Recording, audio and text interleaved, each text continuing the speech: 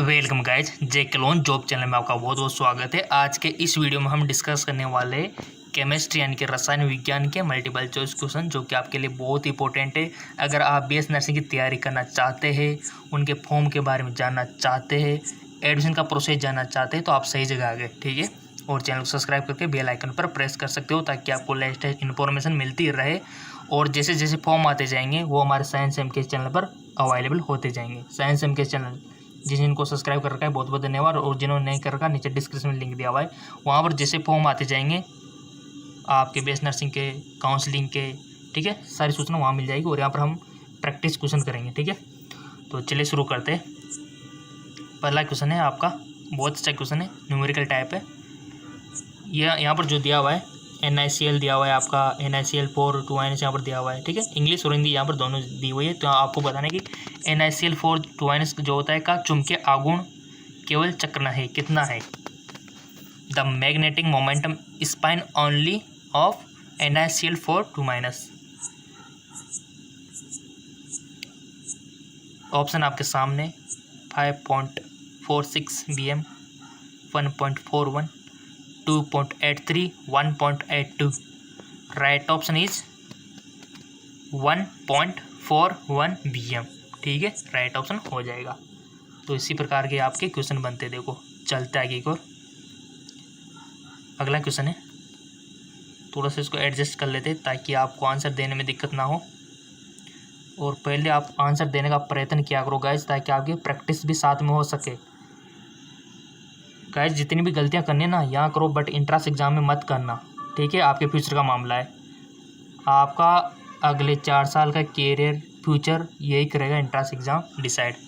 निम्न अर्धशैल अभिक्रिया है the half cell reaction are. अर्धशैल अभिक्रिया केमिस्ट्री का विद्युत रसायन वाला चैप्टर है। तो यहाँ पर दिया हुआ है कि for the cell reaction the EMF is, cell अभिक्रिया के लिए EMF है। तो इसका राइट ऑप्शन यहाँ पर दिया हुआ है, ऑप्शन दिए हुए, तो इसका राइट ऑप्शन हो जाएगा आपका पॉजिटिव 0.35 वोल्ट, ठीक है। चलते आगे को। न्यूमेरिकल में थोड़ा सा आपको दिक्कत हो सकती है, तो आप रफ कार्य का यूज कर सकते हो, और वहाँ पर भी आपको रफ के लिए पेज दिया जाएगा। निम्न में से किससे carbon tending, radio carbon tending पद्धति से उपयोग किया जाता है। बहुत अच्छा question. Which of the following is use carbon tending. Right option आपको बताना है, टिक लगा दिया होगा, वैसे बेसिकली आपने इंटेलिजेंट हो आप। तो राइट ऑप्शन हो जाएगा आपका 14C, ठीक है, इसका राइट ऑप्शन हो जाएगा। चलते आगे को। बहुत अच्छे क्वेश्चन है गाइज, और चैनल को सब्सक्राइब करो, ऐसे क्वेश्चन तो आपको मिलते जाएंगे। बहुत अच्छे क्वेश्चन है, ताकि आपकी प्रैक्टिस हो जाए। और बहुत से तो आपको क्वेश्चन देखना ऐसे मिलते जुलते मिल जाएंगे वहाँ। कार्बन परमाणु में अयुग्मित इलेक्ट्रॉन की संख्या है। कार्बन परमाणु में अयुग्मित इलेक्ट्रॉन की संख्या, the number of unpaired electron in carbon atom 1, 3, 2, 4। Carbon में बताना है आपको, तो कितने हैं।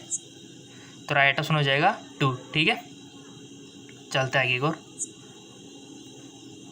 थोड़े कंफ्यूजन वाले सवाल पूछे जाते हैं, ताकि आपको थोड़ा सा दिमाग लगाना पड़े वहाँ पे। निम्न में से किसके लिए आयनन विभव निम्नतम है। The ionization potential is lowest for the अक्रिय गैस के लिए, हेलोजन के लिए, या फिर हमारे एल्कलाइन मेटल होते हैं ना, सार धातु है उनके लिए, या फिर हमारी एल्कलाइन अर्थ मेटल यानी कि सारी मर्दा धातुओं के लिए आयनन विभव किसके लिए कम है, निम्नतम है। सो गाइज आपका राइट ऑप्शन हो जाएगा सार धातु है, ठीक है। देखो कितने इजी है, देखो बहुत सारे पूछते रहते सर हार्ड है हार्ड है, हार्ड कुछ भी नहीं है। और बहुत सारे तो कमेंट आते सर फिजिक्स टफ है, फिजिक्स बिल्कुल भी टफ नहीं है। आपकी भौतिक विज्ञान सबसे इजी है, क्योंकि उसमें हम किसका स्टडी करते हैं, जो चीज़ें हमने देखी हुई है, रूबरू है, हाथ में ले सकते हैं, महसूस कर सकते हैं, ठीक है। तो इजी कुछ भी सब इजी होता है अगर आप पढ़ोगे तो, ठीक है। चलते आगे को। अगर पढ़ोगे नहीं तो सब हार्ड लगेगा आपको, तो हिंदी अंग्रेजी भी हार्ड लगने लगेगी अगर पढ़ोगे नहीं तो। हमारा ADTA में दंदूरता आपको बतानी है। ADTA has denticity 3462। तो कितनी दंदूरता होती है इसमें, डेंटिसिटीज कितनी होती है, तो राइट ऑप्शन 6 होती है जी, ठीक है। अगला क्वेश्चन है आपका, विनाइल क्लोराइड एवं HCl से 1,1 डाइक्लोरोएथेन बनाने का कारण है।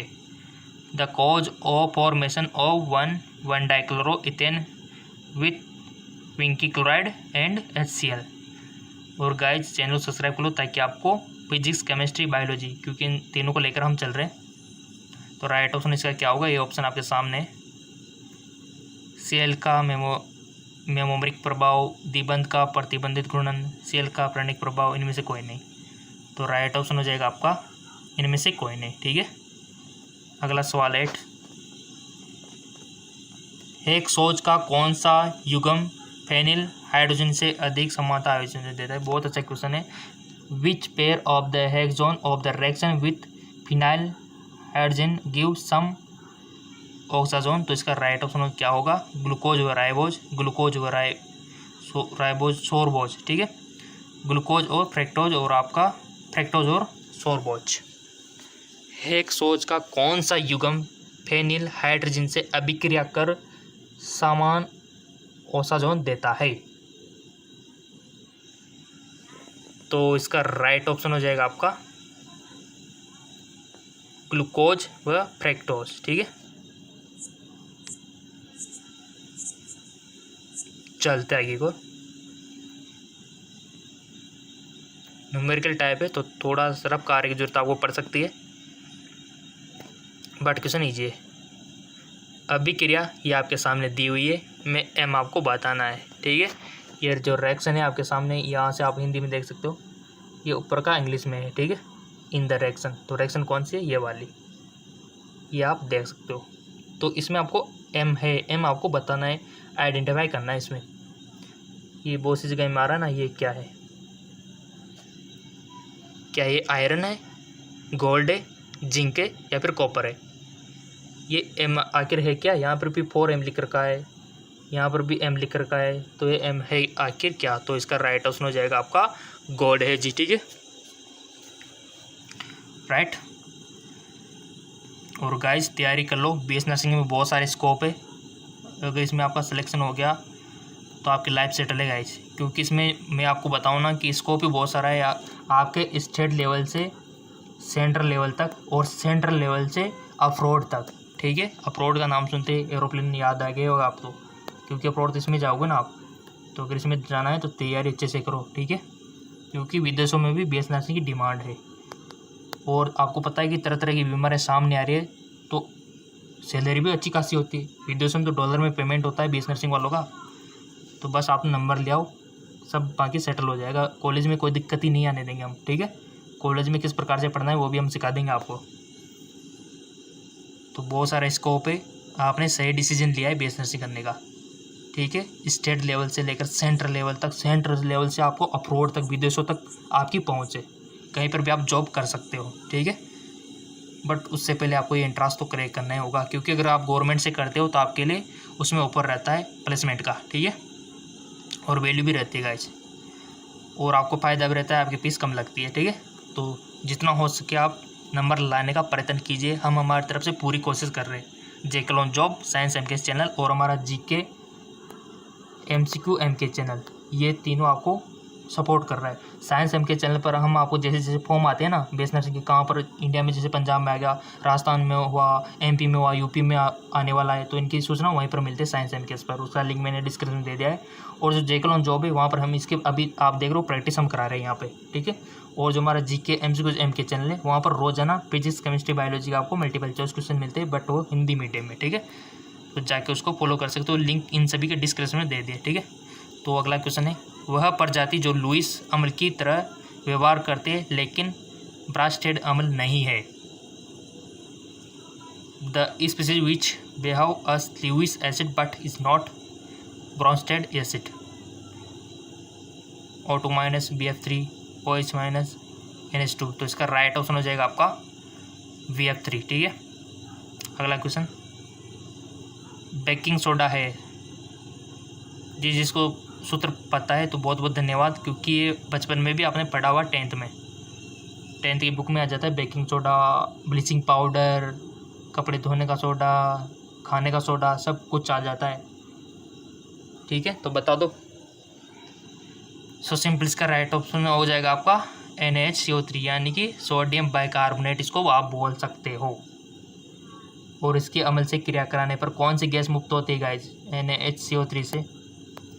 अगर इसमें अम्ल ऐड कर दिया जाए तो सबको पता है कि CO2 गैस निकलती है, जिसका उपयोग आग बुझाने में किया जाता है। और साथ में ये इसमें कौन सा गुण होता है? इसमें सार का गुण होता है यानी कि बेस का।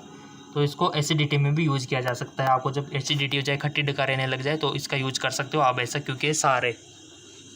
ठीक है, चलते आगे एक और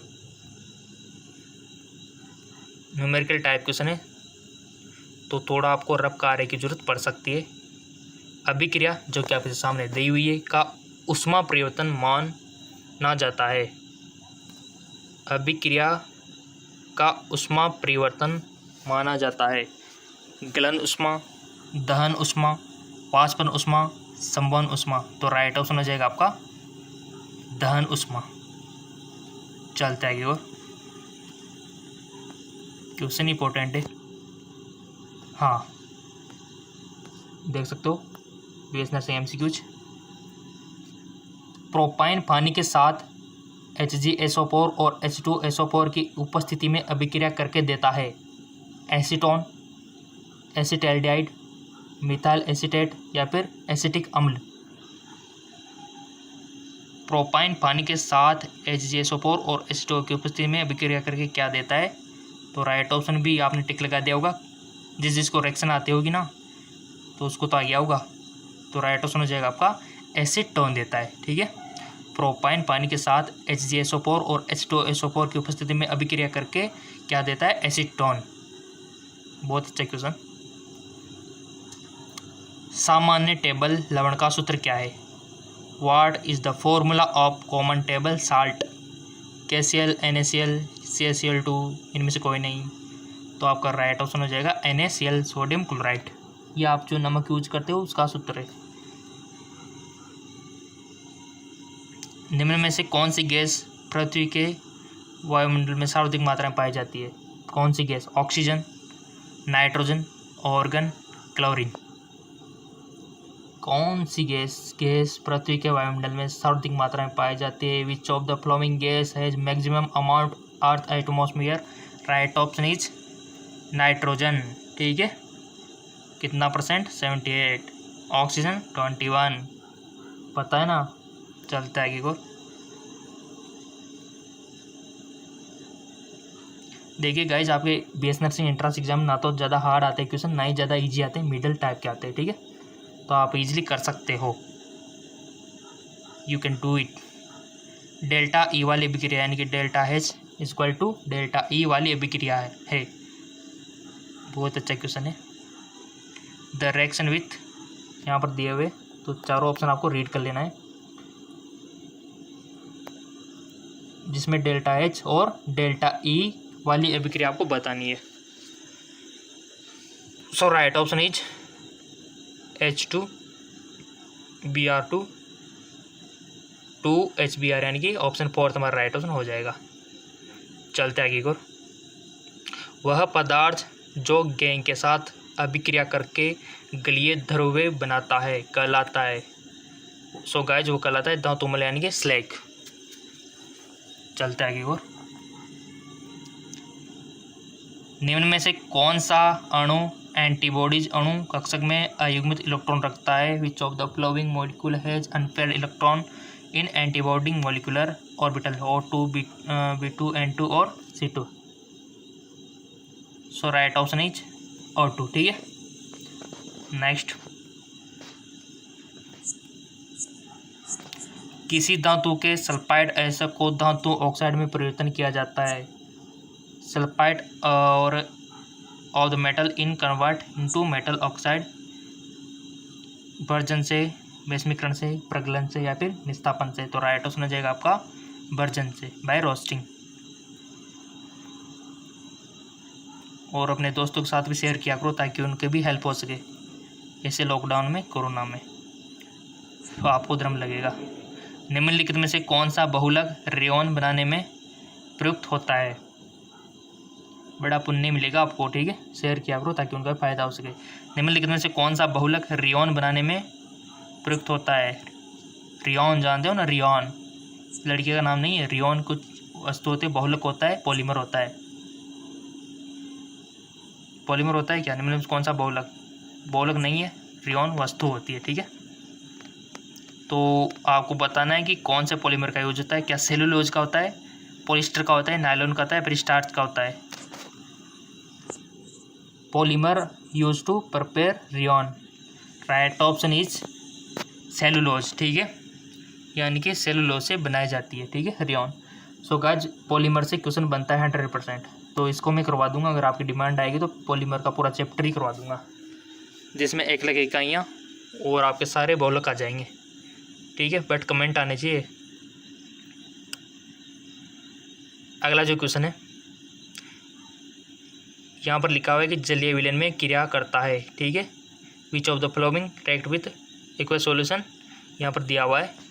तो यहाँ पर इथेन, इथेन 1 ब्यूटेन 2 ब्यूटाइन, इसका राइट ऑप्शन क्या होगा।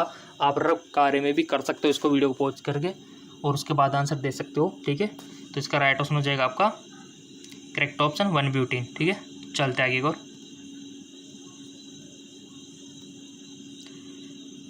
यहाँ पर दिया हुआ है जब 2 ब्यूटाइन को H2 के साथ पेरिडियम BaSO4 की उपस्थिति में अभिकृत किया जाता है तो बनने वाला उत्पाद होगा। When 2 butyne is made for the react with H2 presence of the PDBaSO4, the product form is 1 butene, 2 hydroxybutene, 2 butene, या फिर सिस ट्रांस 2 ब्यूटेन, या फिर सिस 2 ब्यूटेन। सिस ट्रांस तो जानते हैं ना क्या होता है, बहुत सारा अंतर होता है इनमें। तो राइट ऑप्शन हो जाएगा आपका गाइज सिस 2 ब्यूटेन। ऐसे क्वेश्चन आते हैं केमिस्ट्री में, ऐसे क्वेश्चन बनते हैं गाइज आपके बेस नर्सिंग इंट्रांस एग्जाम में। निम्न संगामी अभिक्रिया के लिए न्यूमेरिकल के भी आते हैं, बट इतने नहीं आते, ज़्यादातर थ्योरेटिकल भी आते हैं, ठीक है, और न्यूमेरिकल भी पूछ लिए जाते हैं। आपकी तैयारी बट सारी होनी चाहिए, कहीं से भी क्वेश्चन बन सकता है। निम्न संगामी अभिक्रिया के लिए दर नियतांक की इकाई है, unit of rate constant of the following homogeneous reaction. तो यहाँ पर ऑप्शन दिए हुए मोल, लीटर, यूनिवर्स, मोल, ये इकाइयाँ तो याद रखनी है गाइज। हर जितनी भी केमिस्ट्री में इकाइयाँ दी हुई हैं, यूनिट दी हुई है ना, सारी आपको याद रखनी है हर चीज़ की, ठीक है। तो इसका राइट ऑप्शन क्या होगा कि निम्न संगामी अभिक्रिया के लिए दर नियतांक की इकाई क्या है। तो इसका राइट ऑप्शन हो जाएगा लीटर, मोल, यूनिवर्स, सेकेंड यूनिवर्स, ठीक है। तो राइट ऑप्शन ये हो जाएगा। चलते आगे को,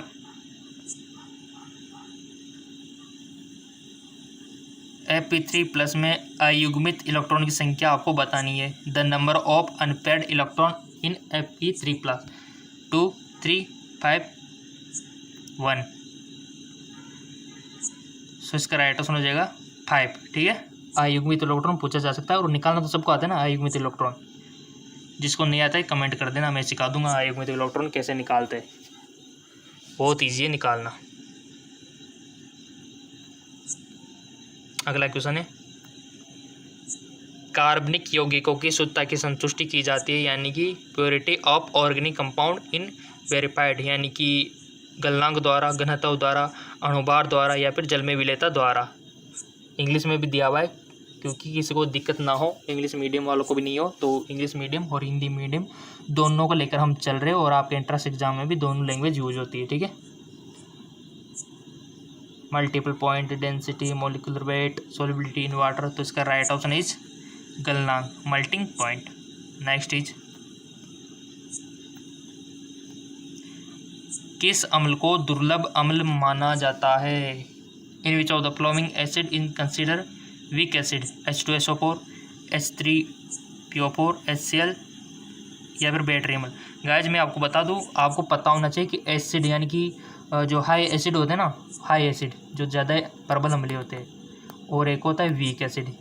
इसी प्रकार हमारे पास हाई बेस भी होता है, प्रबल सार भी होता है, और वीक यानी कि दुर्लभ सार भी होता है। ये चीज़ आपको पता होना चाहिए, कौन कौन सा हमारे पास दुर्लभ सार है, दुर्लभ अम्ल, प्रबल अम्ल, प्रबल सार, ये आपको पता होना चाहिए। पता नहीं है तो कर लेना, आपके बुक में दिया हुआ है, क्वेश्चन बनता है यहाँ से। तो राइट ऑप्शन हो जाएगा आपका H3PO4, दुर्लभ अम्ल, ठीक है। चलते आगे को,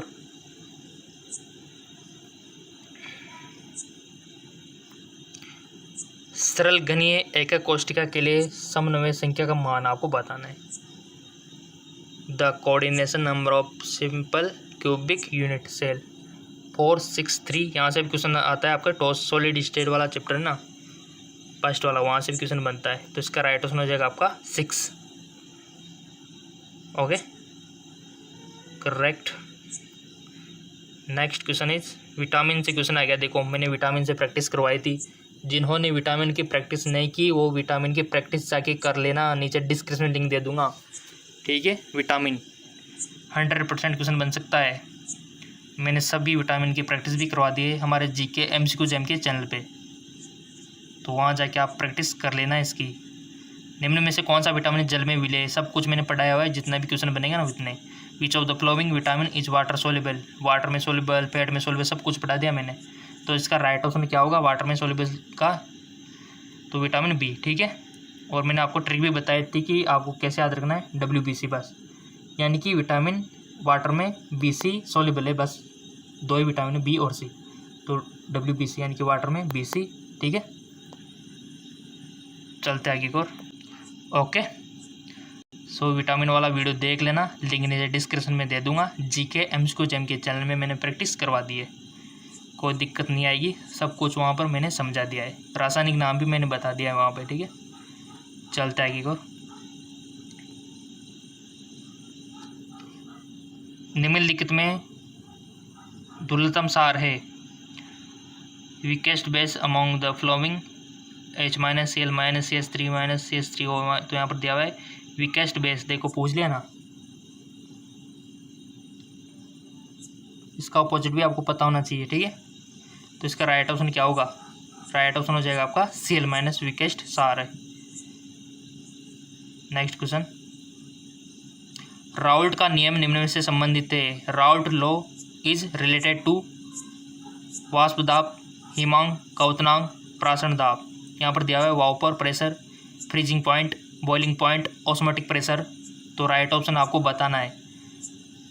राउल्ट का नियम निम्न में से संबंधित है, तो जिसका सही ऑप्शन है बहुत बहुत धन्यवाद, और जिसका गलत जाएगा तो ये इसी वीडियो को दोबारा देख लेना, तो चेक होने जा रहा है आपका आंसर, आपने जो टिक लगाया ना अपने माइंड में। तो इसका राइट ऑप्शन हो जाएगा वाउपर प्रेशर यानी कि वाष्प दाब। तो राउल्ट का नियम किससे संबंधित है, वाष्प दाब से, ठीक है।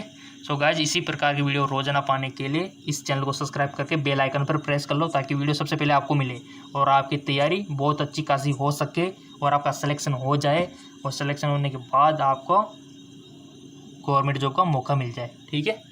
तो ये आशा करते हैं कि आप गवर्नमेंट जॉब लगो, अच्छी तरक्की करो, बट उससे पहले आप सिलेक्शन पालो, और उसके लिए ये आपको करना होगा।